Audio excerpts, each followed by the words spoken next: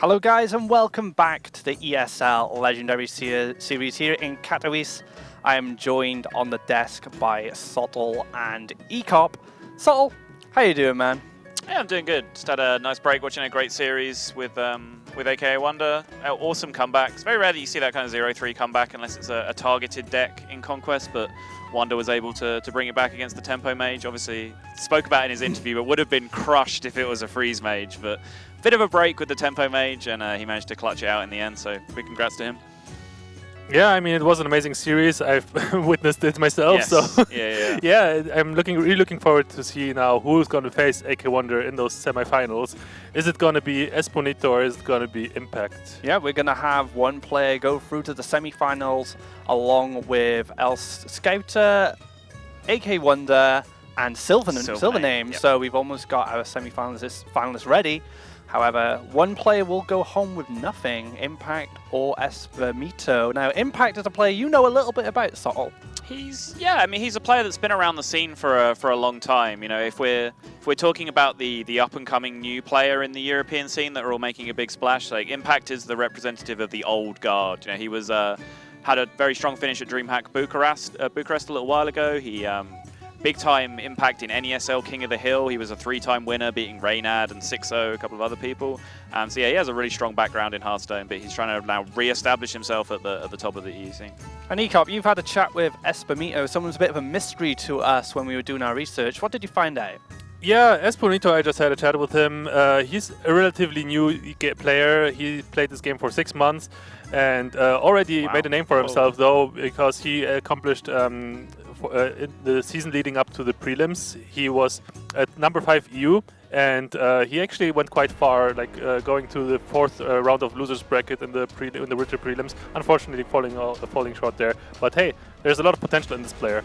All right, these guys are ready to go. Impact versus Espumito, Secret Paladin Mirror by the looks of it so far. We didn't talk about the lineups, but Sottle, you have some information on that for us. Yeah, not sure what the bans were, but Impact's lineup is Druid, Warrior, Paladin, and Shaman. And Espumito is playing Warlock, Paladin, Shaman, and Warrior. We can see that both Paladins are left up, but just waiting on the ban information. I'm not sure if you guys caught it on the graphic, but we are starting off with a Secret Paladin Mirror either way, which is a much bemoaned matchup, let's say. Not the most engaging to watch perhaps sometimes, but there's actually some really important decisions to make in this matchup, because what will usually happen is one player will get ahead on the board, and they have to make a decision on the right turn to stop trading and just assert their dominance and go face.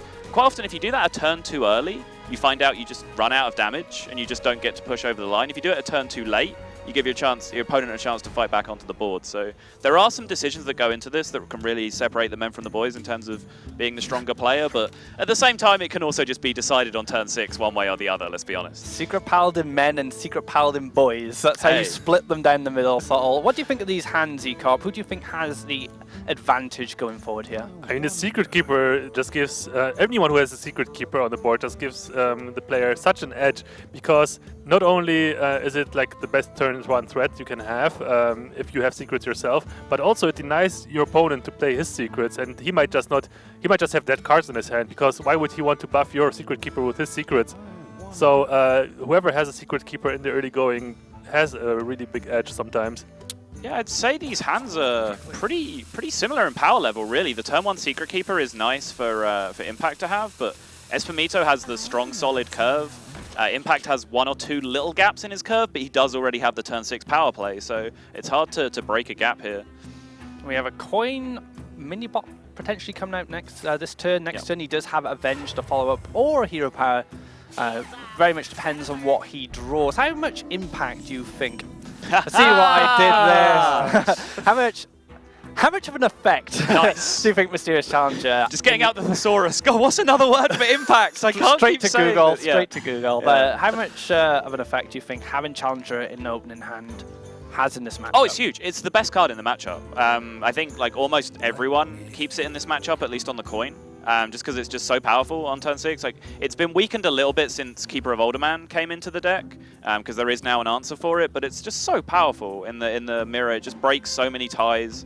You know, you trade mini-bots and musters for a bit, and then one of you has Challenger, one of you doesn't. I know who I'm betting on in that situation. What do you think about this turn, Ecop? Do you think you go for the Creeper or the mini-bot?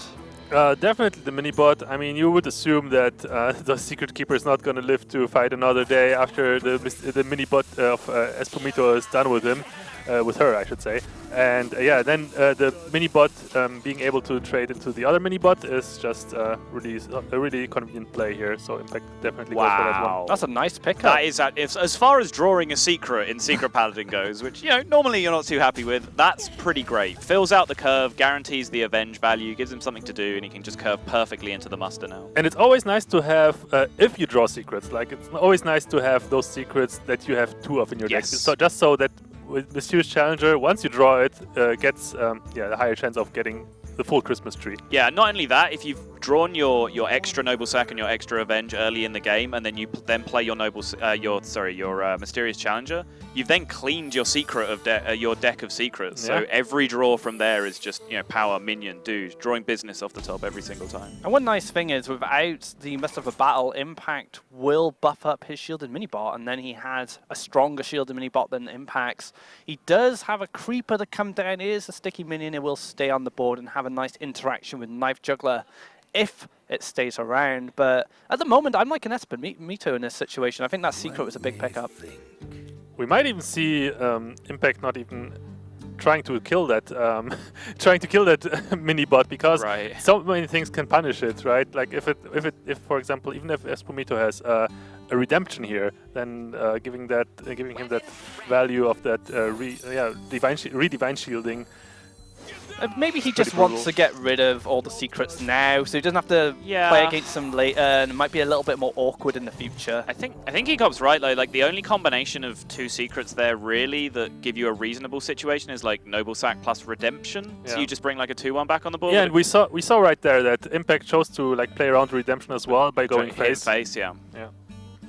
All right, so Mist of a Battle can come down for Espumito, or he could go for another Avenge play with Hero Power. What do you like? That secret draw not quite as good as the last one, I don't think. As Ecop said, this is now the second Avenge, which means the Challenger won't pull it if he draws it. So, Mist of a Battle doesn't interact too well with that Haunted Creeper, but I think you're probably favoring just getting the 3/1/1s on board, getting the Light's Justice rolling. You have 2 of them in your hand, so it's going to take you time to chew through both of these cards.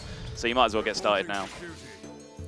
Yeah, we see the Creeper getting popped in order to play around, also in order to play around the Knife Juggler. Of course, now Impact has the minions necessary to deal with that buffed mini-bot, but yeah, he's still gonna have to face down those 3/1/1s. Yeah, he can clear this 5/3 if he chooses with a buff from the Keeper of Alderman. I don't know if he'll go for a double Knife Juggler play at this point. He still has a way to clear that mini-bot if he does go for the double Knife Juggler, but it's just not as strong as this. The Keeper of Alderman, definitely a very nice and convenient way to clear this mini-bot, preserving your own mini-bot. However, this mini-bot will die very easily next turn, and then you won't have the Keeper of Alderman anymore for those big minions that Espumito might have. Yeah, I think there's always a nag in the back of your mind when you use a Keeper offensively in this matchup to buff your own minion. It's like, okay, I mean, I just really hope he doesn't hit the Challenger Boom Tyrion curve, because now I just can't deal with it anymore with that Keeper comp. Picks up Cog Habit here, not really that efficient, with so many weapons kind of available to him anyway, and he's got one active right now. Shredder's just the perfect drop here, a nice 4/3 body on board, and now things are looking pretty decent for Espumito, and Impact has to respond to this. Look at that, Tyrion being picked up, that's gonna have some impact. I mean, yeah, definitely. We're gonna use that word regardless. I'm willing to say it anyway. I don't even care. Impact, that's definitely gonna have some impact for Impact right there. But right now, this turn is a little bit awkward. Like, the Shredder is very annoying to deal with. Sure, he can use the the Keeper of Alderman to kill it off, but then the 2-drop spawns out of it as well, and yeah. And then you're just left with maybe double Knife Juggler, which can be traded up by the board and potentially the weapon, depending on what drops from the Shredder. It's just sort of awkward for Impact. Maybe one Knife Juggler and a Hero Power try and snipe one of the 1/1s? It's possible, yeah, but he might also be kind of afraid of that Shredder because, yeah, like the obvious thing that kind of punishes him right now is Consecrate, but also Coghammer is pretty devastating in this situation. So, yeah, he's just set up the perfect Coghammer for his opponent here, which I'm sure he considered, but I guess he just figured he couldn't afford to play around it, so he just like played straight into it. The double Knife Juggler obviously seems is stronger right now. now instead of juggler hero power, but then again you use up both your jugglers, so you don't have the potential of the reverse sweeping the board with a combination of knife juggler master for battle later on. Right. So that effect will not be at Impact disposal anymore. We see that the challengers are going to go to war here. We're probably going to see back-to-back challengers played onto the board, which makes possibly, if Impact plays Repentance in his deck, that suddenly becomes a very relevant factor right now. And Impact has not used any Probably secrets not, yet. yeah. That suggests there is no Repentance. That will probably just be Noble Sack, Avenge, Redemption, and Competitive Spirit. So we'll probably just go ahead and see a response Mysterious Challenger here. Just nobody's business. Things start kicking off in this matchup from this point now. This is where stuff gets real. Stuff gets probably more hyper-aggressive and damage starts flying around. Yeah. Yeah, the question here right now is, though, are we going to see an attack on Espumito's side? Because he could technically pop all the secrets if he wanted to, and yeah, doesn't necessarily have to be afraid of that, though, as well, because the Noble Sacrifice will get Redemption, and then you can kill off the Noble Sacrifice once again with the 1-1. And yeah, the other minions will just get stopped by the taunt. You don't necessarily have to kill it with the 1-1 either. You could value trade it with the taunt if you want to. Oh, that's also just to like max out your own competitive spirit value. All right, looks like he's gonna wait. Is he gonna consecrate instead of challenging? No, he's gonna double trade and play his challenger. Okay, sure. Yeah. So his own challenger comes down. No Avengers. We've seen both Avengers and one Noble Sack so far. Comp Spirit gonna proc here. And now his challenger can trade, Impact's challenger can trade into Espumito's, but it leaves on 1 health as well. Right. And he has to go for the second Noble Sack first. If there's one in the deck, he might have Repentance, Competitive Spirit, Redemption. We don't know yet, but that would be my guess, yeah. But it's a second Noble Sack, so he's kind of running a more streamlined version of the list. Goes for the trade on the 3-2 there. So would you go from here? Do you buff up a 1-1 defensively? Doesn't seem great. I think he probably just kings the 3-2 to try and get a value trade into something here. Just try and like maximize your presence on the board. You have plenty of health right now, so there's no need to panic about like maybe the 6-6 attacking in the face. Oh, it look looks at that. like, He's yeah, going he's just going to be face. aggressive. This is the situation I talked about picking the turn to go. So this is now making his opponent have to be defensive. He now has to respect these 7/7s, and even if that happens, like he still has the Tyrion to back up the aggression. So yeah, well, Impact clearly is the aggressor here. Yeah. I mean, he has such a high health pool still available. 28 health is a lot, so he definitely, in terms of racing, is ahead. So he can just go face and make Espumito trade. We got to keep Revolderman off the top there for Espumito. So like you guys were discussing earlier, you can use this to turn one of the big bodies into a 3-3. So he does have that available to him, and he can get a nice trade with that 3-2 as well. But like you said, he's on the defensive now. He's afraid of what Impact can do with this board. wait, have any minions attacked yet this turn? No, they haven't. Only the weapon from the Cockhammer. Interesting. So he could have gone like 4-3 into the 7-5 and the other minion into that and just consecrated to get a board clear, like 7-7 versus empty board. I mean, I guess this is better. It depends like how he's going to trade from here. But if he trades the 7-7 off, I guess this is a stronger situation. Yeah, he's forced to do it. Yeah. He cannot afford to keep another 7 attack to his face. Yeah, for sure. So he could have had a 7-7 versus an empty board, but took this state instead. I guess that makes sense. But now, Big Daddy Tyrion gonna slam down on the board. Face in the light. Yeah. And now all of a sudden the clock is activated, because not only do you have to deal with this Tyrion, but you are then on a 3-turn clock. That Ashbringer to your face at this point is lethal, so you have to be able to stop that. One of the ways you can stop it in these Paladin lists is Sludge Belcher. That's something they do run.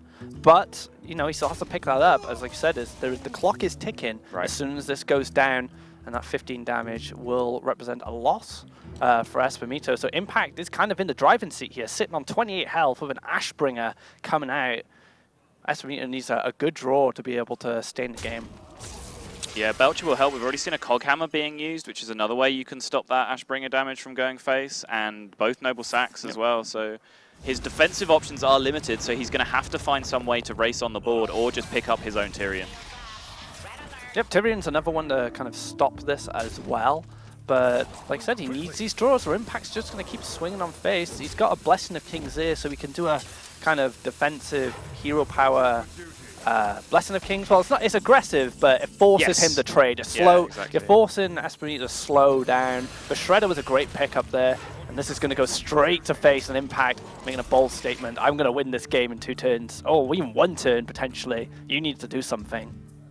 Interesting that he decided to go for the 1/1 instead of buffing the Shredder. Yeah. Because that would have put more health on the board, so it's harder. So it's even tougher for Espumito to deal with the additional minion that Impact has. Yeah, I think, of course, it gets punished by a Keeper of Voldemort, for example, but we already see one Keeper of Voldemort for Espumito, so it's unlikely that that happens.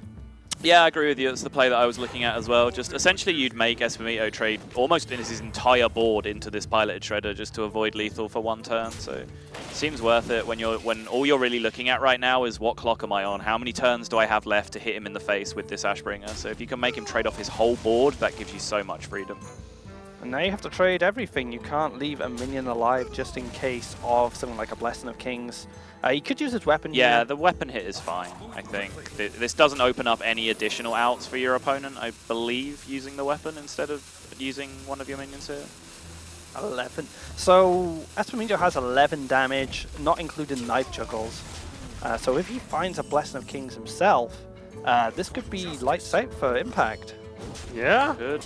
Might get punished for that. So a second Coghammer if he plays it, maybe. Sludge Belcher can do some work here. Blessing of Kings for lethal. Tyrion. There are some cards in his deck that do good work here. We'll see what he picks up. This is crucial. I can't the even suspense! see it. Show us Blessing of Kings! Oh, Man, he finds the lethal with the Blessing of Kings off the top. Impact so close. Wait, is that lethal? It's not a... 3, 6, 8, 9, 10, 14, 15. He needs a knife. Oh, he needs a knife. Oh, man. So close. Oh, you lied to me, Nick. I got so hyped for the Blessing of Kings. And then just wait, let's actually count. Oh, he's one off. Yeah, unfortunate. But Blessing of Kings isn't going to do anything, unfortunately, for him. He's going to be 1 damage off and feel bad. So Impact will, in fact, take this game. Right. Very close, though. Very, very close moment. Really And Impact, close. we see the fist bumps. He's got to be happy about that. Yeah, Espumito is probably feeling absolutely awful right now, but you know, we can focus on that 50-50 for lethal at the end, but there's the thing I talked about at the start of the series, which is picking the right turn to go all in and saying, okay, I'm the aggressor, I'm now the face deck right now, I'm going to push and you have to find the answers, and this is my perfect timing. And Impact picked it perfectly. You saw right there he had exactly 1 turn left to live, therefore he picked the perfect turn to be able to go face. Yeah, exactly. I mean, Impact played it very well, with the exception for maybe that last turn where he didn't buff his Shredder. Kings, yeah. But yeah, overall, very well played series by both players, I would say. It was a very close series, usually not often what you expect out of a Secret Paladin mirror matchup. Right. But in this case, it was very, very close, and yeah, an exciting game. And now we're gonna see a non-Paladin deck. We are going to see a non-Paladin deck. Yeah. Oh, the excitement of a non-Paladin deck, right, guys? Although we've had Murlocs today, you know, that was an excellent game as well, coming from El Scouto. But onto this, what do you guys think they're going to pick next? I mean, we could have a change from Espumito. He could just stick with it and kind of grind out the Paladin match. What's from Impact? He's got a Druid, a Warrior, and a Shaman. I can't remember which one was banned. No, I'm not entirely sure either. Yeah, we're gonna see it soon. We're gonna see it soon on the overlay, and then we can determine what the best pick could have been. Maybe. Do we have a ban? Yeah, interesting that both of these players have brought Shaman. Have we seen any? I mean, I assume these decks are both face Shaman, but have we seen any face Shaman in this tournament yet? I mean, it's got to be face Shaman, right? Right. What other Shaman would you bring? I mean, yeah, I don't know is the answer, but one of these players might have some other idea that mid-range Shaman is a viable deck or something. I don't know. So both Warriors have been banned, just confirmed there. So we could see potential Shaman Mirror. I'm hoping one of these guys has brought the Earth Elemental Reincarnate Ancestral Spirit nonsense, but that's me hoping. But yeah, potential face Shaman Mirrors. There's a Warlock from Espumito as well. So he has Warlock, Paladin, Shaman, and then there's just Druid and Shaman left for Impact. So. Right. Well, I for one am hoping for a Dragon Shaman with healing waves. That would be amazing. Just queue into the Face Shaman, double healing wave. Like, yeah, GG, sorry, like you can't win. Why not? Yeah. But these players are taking their time here, but if I was Impact, I'd probably like the Face Shaman pick here and just leave yourself in a position of just having to win 1 of 3 games with Druid. That seems like a solid position to put yourself in. But honestly, both of these decks, whichever one, if he goes to a 2-0 lead with either of these decks remaining, Face Shaman or Druid, they're both decks that have the potential to just draw a blowout draw 1 out of 3 times. So. One thing I've noticed is Espumito's t-shirt. It is, I think it's the Stone Templars. They are a Hearthstone team. Okay. Yeah, Spanish Hearthstone team. Spanish Hearthstone team, played in the Super Brawl. So yeah, so a bit more information on Espumito there, and his potential. Well, it's the team he's on at the moment and representing.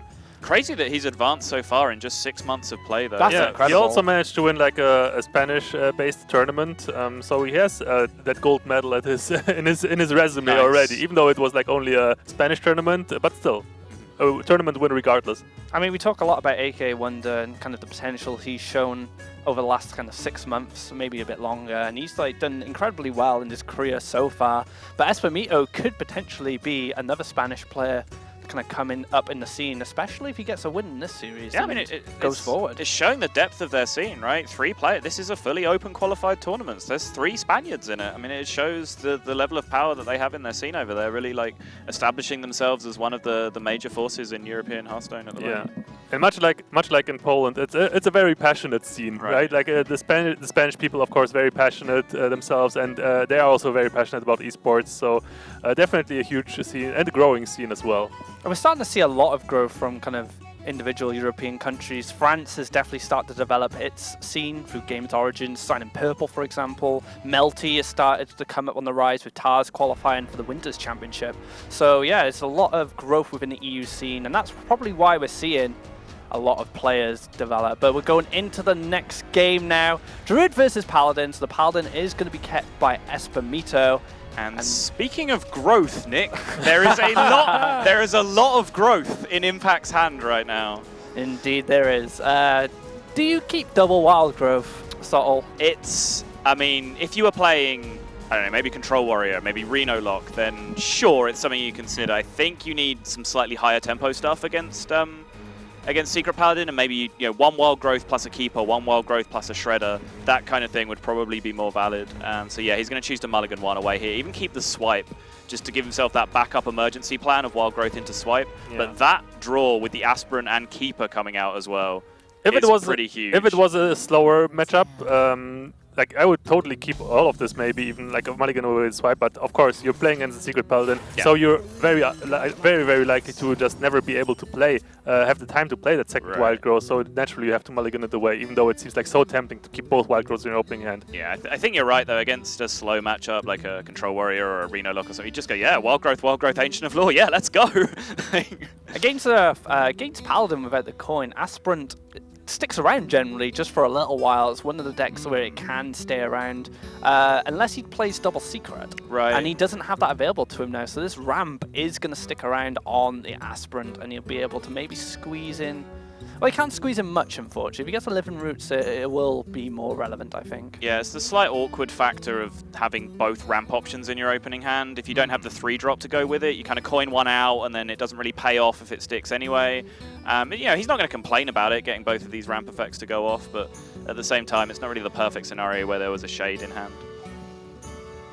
Yeah, Espumito of course has the option. Like it's viable to just play the Noble Sacrifice here to protect your Secret Keeper, but yeah, of course, it's the less mana efficient play, and Shielded Minibot challenges the Darnassus Aspirant just as well. So, and like you said, Sutton, kind of awkward situation here with the mana not having that free drop. Goes for the Wild Growth, get closer to that Dr. Boom. He could hero power the shield off, and trade into the mini bot, but Yeah. I think I prefer just killing the Secret Keeper in this situation. Yeah, he went to press hero power that turn and then very quickly realized that that meant he would lose his aspirant this turn, and then he would have no 4-mana play on the next turn because he would deramp his mana. So he was obligated to Wild Growth that turn just to be able to make sure he had a 4-mana play this turn. And now we can follow up with a Keeper of the Grove to ping the 2/2, or he could just go for the Shredder here. I would like the Shredder, just put that sticky minion on board, challenge what is played. Yeah, you never know what you're gonna need the Keeper for in later stages as well.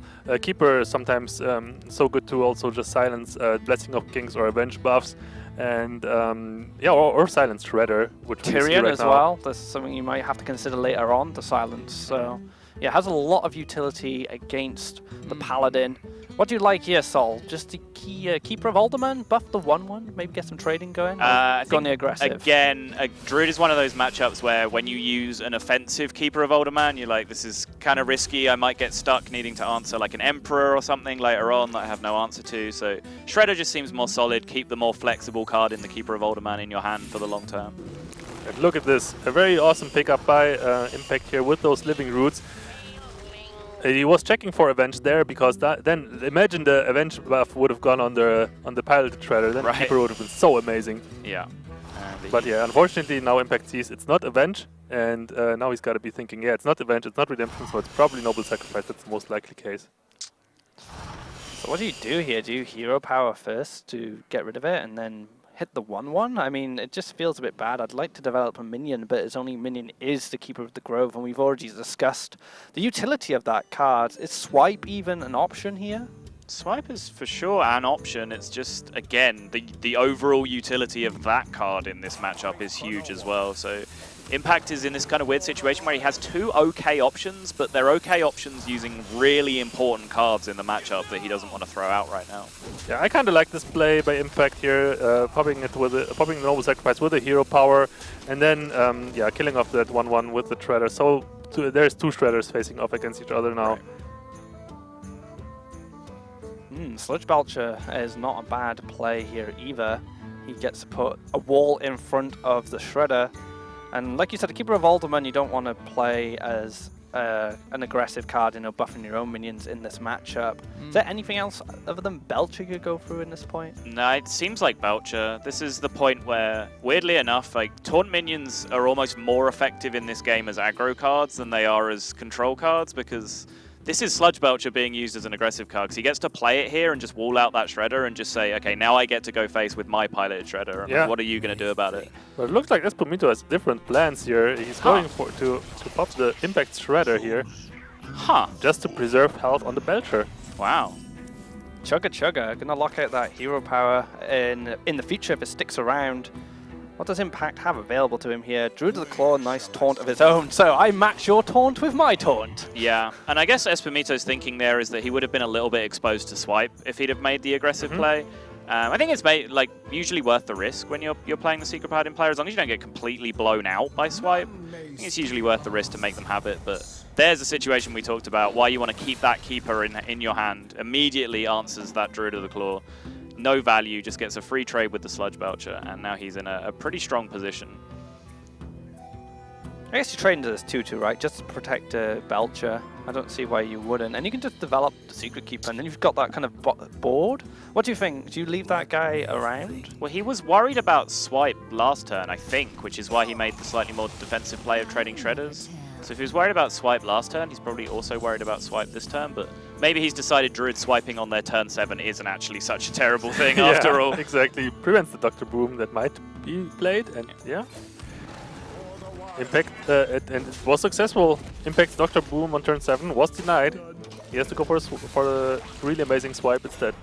And then Espumito's like, well, you can play your Dr. Boom, Yeah. but now I can play mine. And now you have to deal with this guy. So the initiative... Oh, the Tyrion pickup as well. So, my goodness. nice curve coming out. So Espumito is just like, well, I managed to slow you down. Now can you slow me down? Yeah, but just the fact that Espumito was able to play the Dr. Boom first and being in health already, it's just such a huge factor here. And now with the, I mean, even without the Tyrion backing it up, it still would have been such a favorable spot for Espumito. It's interesting thinking about this that This all goes back to the turn where Impact wasn't sure what to do with the Noble Sacrifice. Because if I remember that turn correctly, he was kind of waving a few cards around that turn. Swipe was one option. Yeah, and so maybe Espumito picked up the swipe read from that turn, and he's kind of engineered this situation where he made him swipe on the turn that he wanted him to, just that he guaranteed getting this boom initiative down, so he got his down first. Yeah, if that's the case, then it was a really heads-up play, and I really have to commend Espumito for that one. Is this an opportunity for Espumito to go aggressive with that Tyrion? Or do you feel he still has to trade the 7/7s here? So how scared are you of Keeper of the Grove? If you Tyrion here and Keeper comes down, like, how bad is that punish? It's not particularly bad, right? I think you can afford to be aggressive here.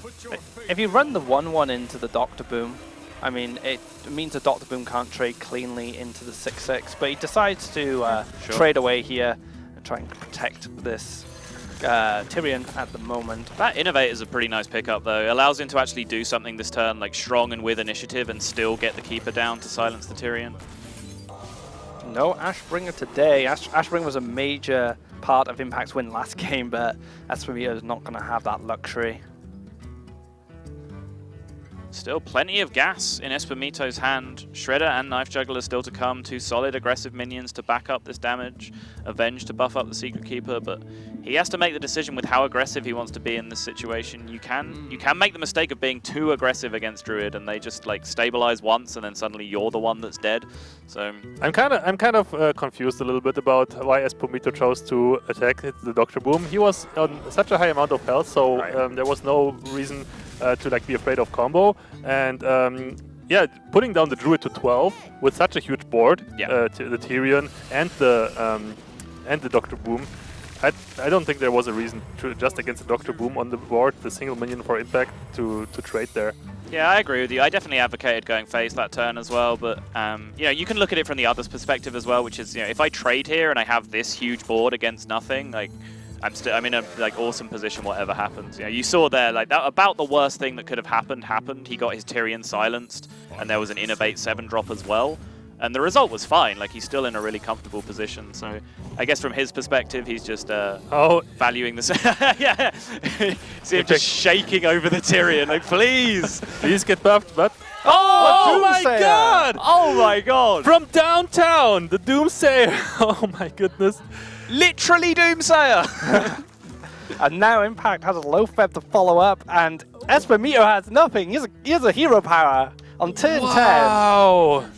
What an impact that Doomsayer has. Please, Nick, please, no. No, we can't. I couldn't help myself. Not like this. We can't handle the puns right now. I couldn't help myself, guys. I'm sorry. But yeah, low feb come down. Nice 5/5 body, locking out any potential spells. That could do anything, but what can do anything with Paladin? Okay, through the madness, there is actually possibly a lesson to take here, which is sometimes being safe isn't necessarily safe. You and I both highlighted the fact that he could have been a lot more aggressive. Yeah. So down that line, how much health is the Druid at in that world? Like maybe 3 or 4? Like maybe even less, maybe he's dead, like we don't even know. Like, so by giving his opponent extra turns, by making the quote safe play of trading, he's actually been punished by a piloted Shredder. Exactly. So I mean, even like there were also other scenarios how Impact could have punished it. Something as a Drake swipe sometimes provides really sick board clears as well. Right. Well, Impact doesn't pick up another minion for all that cycle. He cycled the Wrath and the Wild Growth, but he does get double Savage Roar. Yeah. He's close. He's close to finishing this game now. What's 2 Savage Roars and a Swipe will get this job done very, very soon. And speaking of getting a job done, Swipe gets a pretty good job done right now. Wow, it just... Look how much his game has changed just from that Doomsayer. Espumito must be feeling pretty bad now. Right. Like, I don't want to call it without going back and reviewing and seeing what the actual state of the game would have been if he'd have made the aggressive attack, but yeah, this was obviously heartbreaking, devastating for Espumito to be in this situation where he was so far ahead in the Shredder drops, but maybe there is a lesson that can be learned from it for him, that the situation could have been avoided with a bit more aggression. And combo finds its way to Impact's hand. One more turn for Espumito. Is there anything this Paladin can pick up that stops it? Another Belcher, perhaps? That's not it. That's not a Belcher. So Impact. Low tap might have helped. Was there a low tap for Espumito still? I think so. Low tap could have helped, but after that, like, what does he do? Impact with 16 health. It's just too much to burst through in this particular scenario. So yeah, Espumito. It was unfortunate, of course. I mean, yeah, it's like sure, the safe play was like not likely to get punished, but punished in such a way like it was. Oh man, that was like the sickest board clear I've ever seen. Right. It comes back to a point in the, I believe it was in it was in the Red Bull tournament, the sealed tournament, that was discussed a lot on Twitter between pros, where one team chose to take the, quote, safe play of doing a full clear that involved popping a mounted raptor. And then Pit Snake comes out of the mounted raptor and just gets to trade with like Force Tank Max or something. So it's that situation where like you've given your opponent an out by being safe instead of just ending the game a turn sooner. And Impact's going to take this, as we discussed earlier, with that combo. 2-0 lead. It's very important now for Espumito to maintain his composure and not feel under pressure after losing. Now, you say that situation was unfortunate. I think tragic is a much stronger word and more appropriate word. Tragic, devastating, heartbreaking, like all of these things. Any adjective you want to throw at that, like all it's that true. And more. You know what Espumito is going to have to learn if he wants to continue doing this is that even the heartbreaking losses like that you want to just blame the game for, you want to throw all your salt somewhere. You know, if you want to continue improving as a player and increase your overall win rate, you have to find a lesson to learn from it somewhere, and you have to use it to improve as a player. And he's, you know, like we've discussed, he is a young player in the scene. He hasn't been in it long. He's already achieved great things. I'd imagine he's going to go back and watch the VODs, maybe listen to what you guys said. You know, you're seasoned players, you've played for a long time, and maybe take some advice from that. And I think he can grow as a player. He's already shown a lot of potential just getting this far as a young pro. But he has an uphill climb on his hand right now because Face Shaman is the remaining deck. He has to beat it 3 times, and Face Shaman is a deck that exists almost purely because sometimes it just draws a curve you cannot beat. So, yeah, it's going to be tough. Yeah, it is definitely going to be tough for Espumito, but with the decks that he has, I think he has a reasonable chance. It's not like he has decks that automatically lose to Face Shaman. No, I think general opinion says that Zoo is slightly favored because they're so good at racing, unless the Shaman deck is playing a board clear, Lightning Storm or Elemental Destruction, which can swing it. Secret Paladin, again, if the Shaman gets early minions, then it's fairly easy for them to race. Come turn 4 or 5, just start going face with enough damage built up.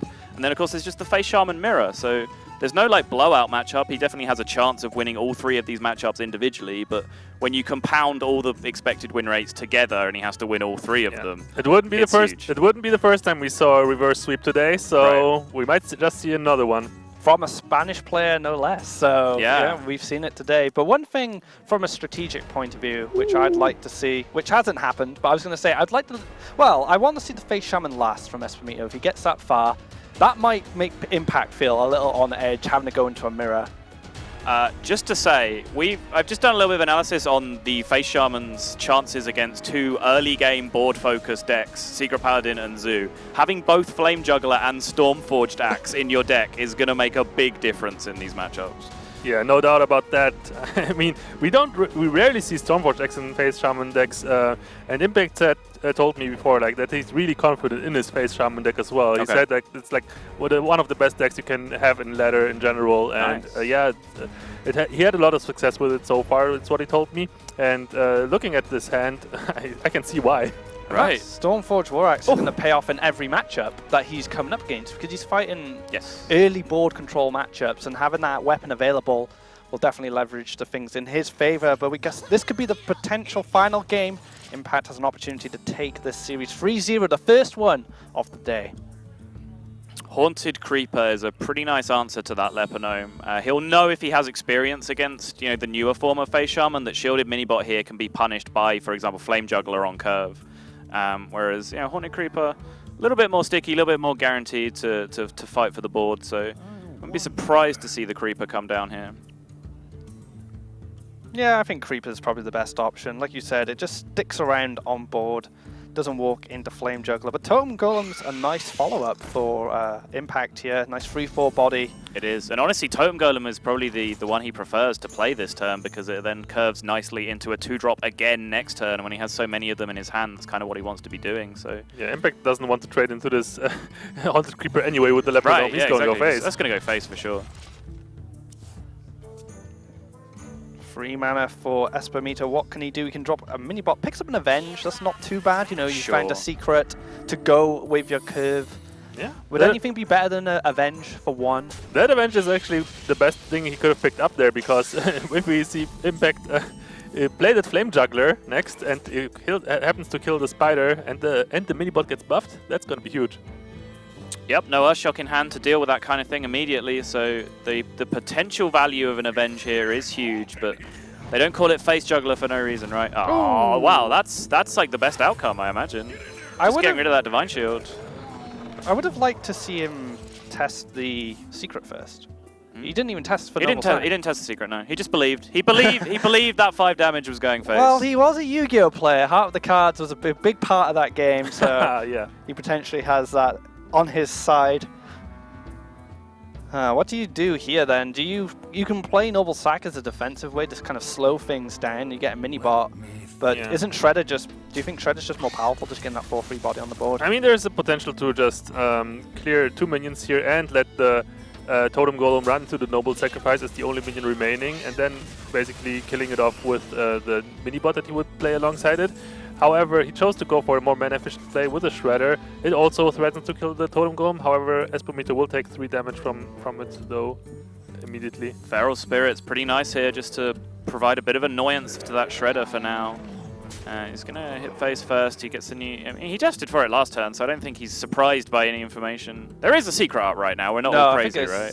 Gone. No, the Avenge. It was the Avenge is still up. right? That's true. Yeah. I think I can just see it glowing out from under the overlay. The Feral Spirit, like you said, fantastic pickup. Going to protect that Totem Golem. It's going to protect the Totem Golem and let it go face a lot more. And, you know, sure, it's like a good trade for the Shredder, but it sets up things like Stormforged Axe and Lava Shock for next turn. If you want to have a target for them that isn't face, which might not even be the case at this point. It might be that your entire hand is being pointed directly at that big yellow dude up there. But if you do want to be able to clear that minion out, you do have good options after it trades into one of the wolves here. How does Espumito get back into this game? Is Challenger kind of the card that's going to bring him back? Because it's looking pretty bad at the moment. 18 health, a lot of burst in hand as well from the Shaman. Yeah, what Espumito has to hope is that Impact is just going to have bad draws. And by bad draws, I mean draw minions. Because going forward in the following turns, Espumito's minions will just completely outshine Impact's minions. And as long as Impact continues to draw minions instead of burn spells, then Espumito has the chance to win this game. Yeah, I believe Impact just has to commit at this point. After seeing that turn, I think there's no way he can fight for the board right now, especially seeing that Avenge is about to go off. So he's just going to commit the damage to face. He has 7 more damage in his hand this turn. Down to 13, 7 more damage in hand, plus the weapon is already 9, so he does not have to pick up much more damage here. Challenger is going to bring another Noble Sack, which will block the other weapon attack. So like you said, 7 damage in hand, 13 health. If he finds another Lava Burst, he'll have a 2-turn lethal setup. And as of right now, he can't clear the board. A minion lives. He has 3 attacks, and one of them is only doing 2. Indeed. So there's actually more damage than we're even accounting for. However, what if something with charge pops out of the Shredder? Oh, yeah, charge, Direwolf Alpha, yeah, that's a very good point. All right, let's see what comes out. It's not a Where's the battle cry? Battle cry! Oh, man. So my positioning was perfect. Just please taunt that mini-bot. And Challenger going to come down, try and protect Espumito as much as possible. What will Impact draw that can he kill him next turn? That's the thing. I don't think he can. Lightning Bolt, does Lightning Bolt do it? So 2 from your face is going to get tanked by the Noble Sack. Let's assume he's killing the Tunnel Trog. I think that's the sensible. He's not killing the Tunnel Trog. Okay, the answer to your can he kill him this turn question, Nick, is yes. That's not a Lightning Bolt, though. That does not help. So 2 gets face tanked from the weapon. Then Lava Burst is 5, Lava Shock is 7, and the Trog will do 4. So he's 2 damage off. And he can he has a Leper Gnome. Sure. And then Espumito has to kill him next turn. Yeah, he has to. He's forced to do it. So how much damage did Espumito get from the competitive spirit? And he'll get another Avenge, right? It's going to be... Is that even close? So it'll be 6, 8, 10, 15 damage on the board, plus 5, 20, plus the Avenge, 23, actually. Do you know what? That's kind of close. Yeah, 1 is going to be the difference here. So... Unless he picks up something like a Blessing of Kings or a weapon. Right. So the redemption comes down here. Does he have to Lava Shock the minion for safety here? Does that play around anything? Let's just recount this. 6, 8, 10, 18 damage. 20 damage if he leaves the redemption alive. And then it gets buffed to 25 with competitive spirit. He's dead if he doesn't trade. Yeah, and he sees it. Wow. Well done, Impact. You know, he saw it, he knew that he had to trade, and now he's kind of banking on drawing another spell like a Lava Burst, maybe an Ancestral Knowledge. Coldhammer's lethal off the top. Oh, wow. So Espumito could That's exactly 24, yeah. That is game for Espumito. Wow, out of nowhere, the power of Challenger just swung the game back. Yeah, fantastic set there from Espumito. And there was the option for Impact, of course, to clear more. He could have Lava Shocked. Wait, could have? Could he have Lava Shocked? Like Lava Shocked and unlocked Crystal for... No, never mind. Was it 1 crystal he was unlocking, I think? Yeah, he would have unlocked 1 crystal, I think. He could have done Lava Burst, Lava Shock, and then played the Leponome at the end with his extra Yeah, exactly. That's what I mean. Yeah, I think so. So yeah, there was the chance for Impact to survive even that Cockhammer, but... right, but then empty hand, you still need 8 damage. Like, you're not really going to top deck your way out of that Yeah, of too course. often, I mean, it's a reasonable play by Impact in that situation. I think so. So can't fault him for that. And yeah, here we see Espumito. We're gonna see maybe potential reverse sweep once again. However, it's gonna be tough against the Face Shaman. I mean, at some point, you gotta expect Face Shaman to pick up at least 1 victory, right? Yeah, I mean, we saw no Doomhammer get drawn that game, for example. You know, after the start that he had, if it was backed up by the Doomhammer damage at some point, that would have been GG. We saw he was only a few points short, so leaving the Tunnel Trog alive that turn was really risky as well, because it created so much more potential damage. You only took 1 damage off the board by killing the Totem Golem instead of the Tunnel Trog, and suddenly, like, combination of Crack and Lava Burst, like, bad things happen. Exactly the scenario that I predicted should happen for Espumito in order to win happened as well. Like, Impact had a series of pretty bad draws in the later stage. He drew the Tunnel Trog, he drew that Leper Gnome, which ultimately didn't end up doing that much. Right. Very, very true. I'd like to see a Warlock pick from Espumito here. Like I was discussing at the start of the last game, having a Face Shaman mirror for your final match is a bit shady. It might create some nerves for Impact. Impact seems pretty cool at the moment, you know, cool as a cucumber. Even that loss, he was just like, yeah, you know, I can probably win. But I think a Shaman mirror at the end would be great. But the Warlock is going to... Do you think the Warlock's going to struggle a little bit? It depends on how he has it built, how fast the deck is, for example. If it's a slower Zoo deck, then it can struggle a bit more. And again, the extra additions of the Flame Juggler and the Stormforged Axe are going to help out a lot in this matchup. So he's going for the Shaman mirror right away. Yeah, he wants to see if he can squeeze a win here. Game number 4. Espumito needs to win this game to stay in the tournament. Impact 1 match away from qualifying. So you see Impact there holding on to the Lightning Bolt just to ensure that he has an answer for Tunnel Trog if he needs it, just so that thing doesn't get carried away. Espumito here might hold on to Rockbiter Weapon for exactly the same reason. Yeah, Tunnel Trog is a devastating minion if left alone. It can just snowball out of control. It kind of has that Mana Worm effect, right? But sometimes it's even worse. Like it can get so much more reach than Mana Worm with all the overload spells in this deck. And, you know, Tempo Mages are not generally running many mirror images anymore, whereas the Face Shaman runs Feral Spirits, which protects it as well. So it becomes an immediate threat that needs to be answered. All right, Coin Flame Juggler, let's do this. Right off the bat, this might be a deciding play. Hey! And he gets the hit. Impact, the 50-50 champion right there. 11 life right now. So second Flame Juggler comes down here. And we've all seen this story before, right? This one is going to go face. Yeah, the Face Juggler. Impact's got to be happy about that. And now Impact has the initiative here on board. Already in the first 2 turns, Impact is smelling victory. Yeah, I mean, that initial exchange is a huge deal. It does kind of establish Impact as the aggressor in this matchup now, just from that opening exchange. And he has drawn the Doomhammer as well, which is such a huge card. If you can get it down on turn 5, you guarantee yourself the initiative if you get the Doomhammer and your opponent doesn't. So what do you do as Espumito here? Do you just kind of close your eyes and just hope you can race them, or do you start trading? And if you don't, I find like if you start trading in the aggro matchup, you're not in a good spot. I actually find that this matchup is very much fought on the board for the first few turns, and that the player that wins the early game board control battle will have that platform for damage later on. So I might even just make the risky play here, taking more potential damage, but taking the full value trade of just Horse Rider and the Flame Juggler both into the opposing Flame Juggler. So you end up with 2 2-1s on the board against the 3-4. Do you like the Lightning Bolt here as well? If he's going to go for the clearing with the spells here, for sure, using the Lightning Bolt. The Lightning Bolt, however, prevents Espumito from playing that Argent Horse Rider next turn because of Overload 2. Right, but he can potentially like Lava Shock and play a 2-drop if he draws one. So we'll see what he picks up here, because that's a decent Lava Shock target if he does pick up a play to go alongside it. Iron Beak Owl? Well, that is actually quite relevant against Leper Gnome. Yeah, it's not the worst thing I've ever seen. I mean, you can silence Trogs, but you're in a situation where the Leper Gnome represents 2 damage just from its death rattle, not including what it does to face. What do you think of Lava Shock over Owl, though? Do you think Owl has more value? It's weird, right? Because you can Lava Shock it and you take 2 damage from it. You can Owl it and then it'll hit you in the face and you take 2 damage from it. So that's true. Yeah. So the outcome is kind of pretty much the same thing.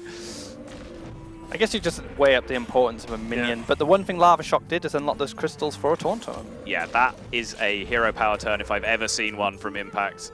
His hand is Overload cards and Rockbiter when he has Doomhammer next turn, so there was no chance anything was getting cast there. And Impact will set up the first Doomhammer, however, Espumito does have board at the moment. Yeah, it's gonna be tough. Like, what's gonna race faster, Doomhammer or the minions that Espumito has? Right. As of right now, they both have 5 a turn. The Doomhammer plus the 1/1 and the minions in play from Espumito. So Impact is going to decide here whether he's going to commit to a bit of board control or whether this Doomhammer charge, or these charges of Doomhammer are just going face whenever they can. Keep in mind, Impact is behind in health already, so yeah, every point of damage here counts. So you might want to go for the board trade and like just kill off the Totem Golem with the Crackle next turn. Right, he has longevity as well. I mean, he has the Rockbiter that can catch him up in burst pretty much whenever he wants, but with those 2 ancestral knowledges, he can kind of play the long game to an extent that the long game exists here. But that Doomhammer, the top decks! Changes everything. Now Espumito is in the driving seat. Yep. That 3-4 and a Doomhammer of its own. Impact's going to need to do a little bit extra work here to get back into this game, already on 14 health. For sure, he's going to have to pick up a ton of damage here. Going to go ahead and Crackle the minion here for the board control. Oh my goodness! That's brutal. To be fair, Impact kind of deserves that one at this point this series. It doesn't compare to what he got in the exactly. After the Doomsayer and the 50-50s with the Flame Jugglers so far, I think he's owed maybe a low roll Crackle over the course of this series. Yeah, I mean it's 25% chance, so it's actually very, very likely. That's a Rockbiter. And this is where the silence becomes a well, the Rockbiter can seal this game up. I mean, the Rockbiter puts Impact at 1. At 1. Yeah. And then any kind of burn. Right. I think you keep a hold of the silence for potential taunts, right? I mean, can you in any world die if you leave that thing on the board? Like, say, Rockbiter comes down, like... Basically, do you play around anything reasonable by owling that Trog now? Because you're in such a good position, right? Like, block your opponents out. Rockbiter Lava Burst? Is that the most you can do? That's 21 damage, plus the Trog is 23, and then the Trog gets buffed, so that would be lethal, yeah. So Rockbiter Lava Burst is an out here. Oh. Just for an example. Let's see if he decides to go for it. He's going for the Rockbiter first. I feel like the Owl gets played because you beat Taunt Totem anyway. If Taunt Totem comes down, you hit Taunt Totem, you hit face, you win. So. The only taunt that Impact can draw in order to stay alive is that Feral Spirits. Feral Spirits, right. And you know, you've got a lot of damage in your deck anyway. Top decking a spell is quite likely. So even if Feral Spirits comes down, you've got a good chance of finding a spell to close out this game. Oh, is he going to have to roll Taunt? Yeah, but it won't help. Nope. It's not enough. He goes for the final draw and a Second YOLO knowledge. Where are these 0 mana cards that will save me? Where's the target dummies? Yeah. Just rips double target dummy off Ancestral Knowledge. We're down to the final game, guys. This could be potentially a reverse sweep from the Bright Star, you know, the up-and-coming Espumito. Yeah. He does have the Warlock gun against the Shaman. I'll have to see what type of Warlock this is to see if he has a chance against Impact. But I think Impact will be very upset if he loses to a reverse sweep when he was just so far ahead. Right. I mean, if it's a zoo, then it's going to be moderately favored to maybe 50-50, depending on how slow and big the list is. If it's a Reno lock, then it really comes down to fairly obvious things, right? Like, how quickly do you hit that healing that you need? Do you get the heal bot to make you last until you draw Reno? Do you get the Reno in your opening mulligan? Like, all these things are huge. So. Yeah, before the semifinals, before the quarterfinals started, Aka Wonder and Impact made themselves a promise that they're gonna play in the semifinals against each other and just duke out the tournament winner, the eventual tournament winner, right? Ooh, wow. But yeah, this might not happen if Impact manages to lose here against Espumito's Zoo deck. So it is a zoo. It looks very much like a zoo. Imgang Boss and Dart Peddler not really identifying, but there's the Haunted Creeper that gives it away. So yeah, we're going to see how big and slow potentially this deck is. If there's things like Void Caller and Mal'Ganis, it might be a little bit too slow to keep up with the Face Shaman. But if it's the smaller, quicker zoo, I think it's a little bit favored. Like most games, you draw Defender of Argus in, you tend to win. So that puts it at a reasonably favorable win rate. And we've seen the popularity of Sea Giant Zoo, even with Leroy. America's Championships had a lot of Leroys running around in that tournament. So, yeah, we haven't got enough information from its hand yet to see what style it is. But right now, it just looks like traditional Zoo. Yep, very much so. There might be some surprises in there. We'll have to see. And this looks like a very, very solid hand for Impact. Interesting that Espumito decided to not play Abusive Sergeant on turn 1. It can actually be quite impactful to have that 1-mana minion on the board, just for the sake of having something on the board to trade into whatever 1-drop Impact could play. Yeah, for sure. And very similar situation to what we saw before. Haunted Creeper comes down, Impact deems it far too annoying a minion to deal with and just jams the maximum damage to face. Picked up Doomhammer early as well, and that's really important to be squeezing in that damage.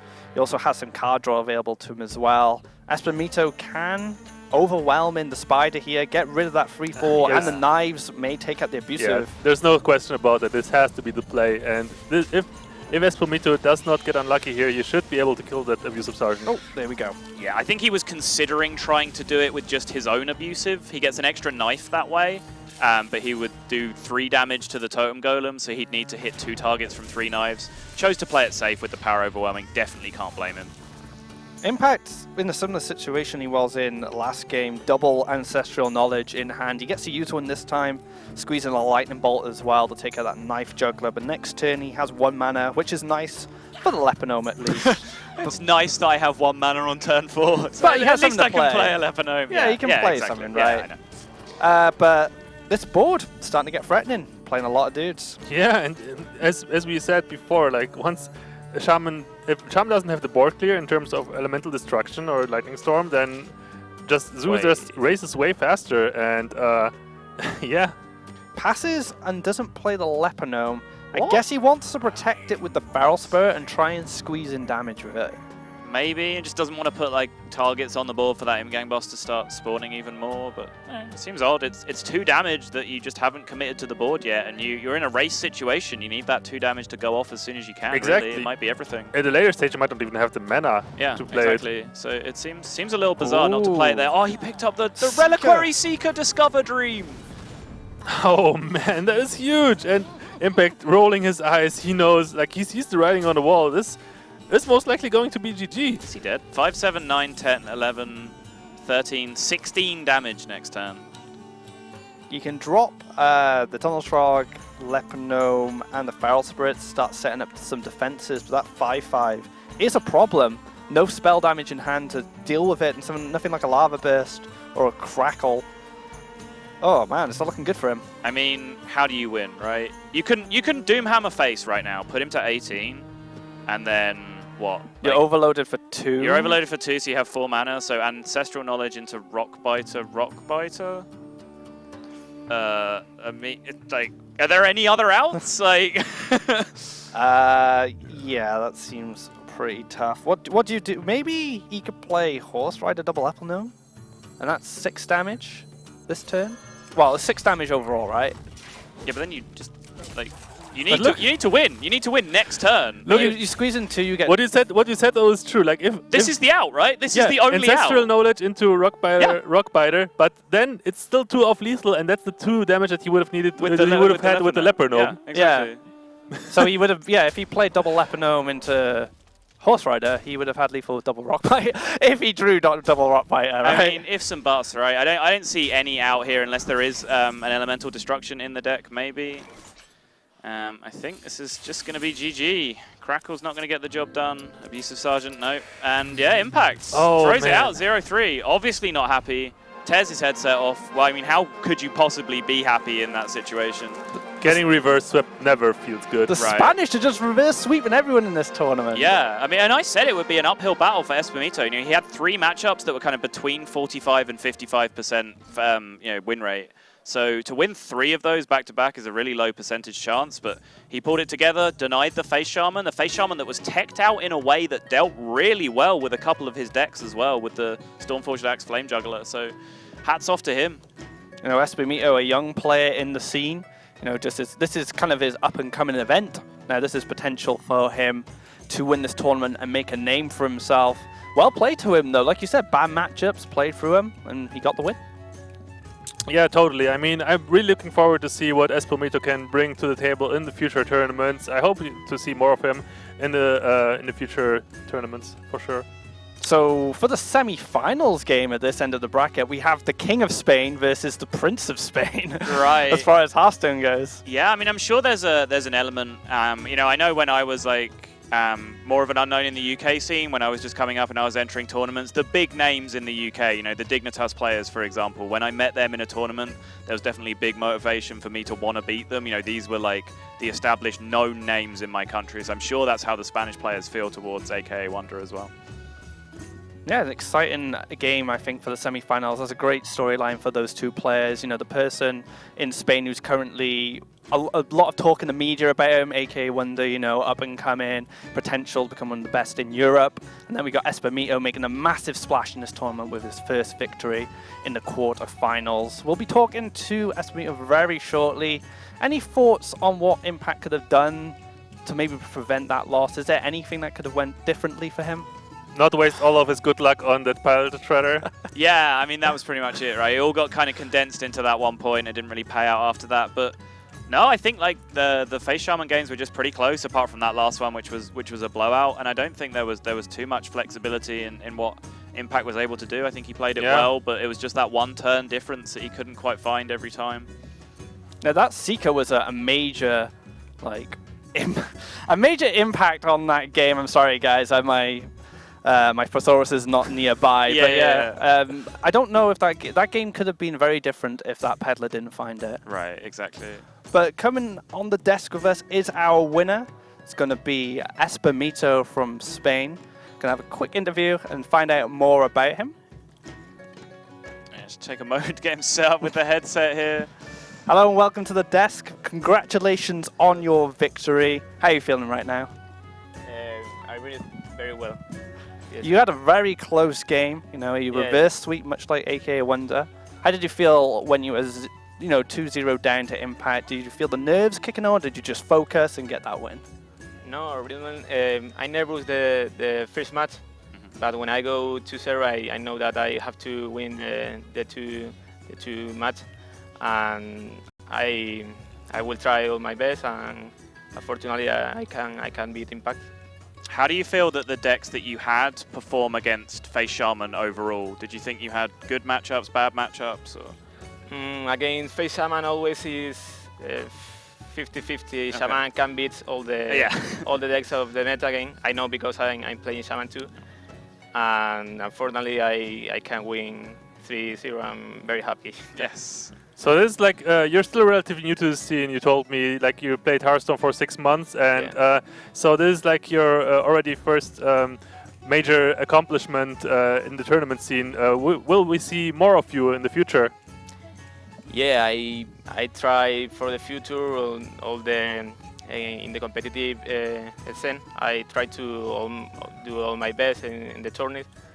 And right now I'm in the team. Is in Spain is important. The name is Stone Templars, and with they, I'm very happy and want to do the things well in the future. Can I just ask you, can you maybe try and describe how you felt when that Doomsayer came off the piloted shredder in the Secret Paladin game? I feel like always the same in the important tournaments, but nothing. No, I try to have in the next game good attitude and I try and I can win. I really like that, not getting faced by this bad RNG, and yeah, that's what makes a good tournament player. Right. So yeah, once again, congratulations to you, and looking forward to see you face against IK Wonder in the semifinals. Okay, thank you. Well then, man. So we're going to go to a quick break, then we'll be back with the semi-finals of the ESL Legendary Series. So don't go anywhere. We'll have more Hearthstone action for you soon. One of the new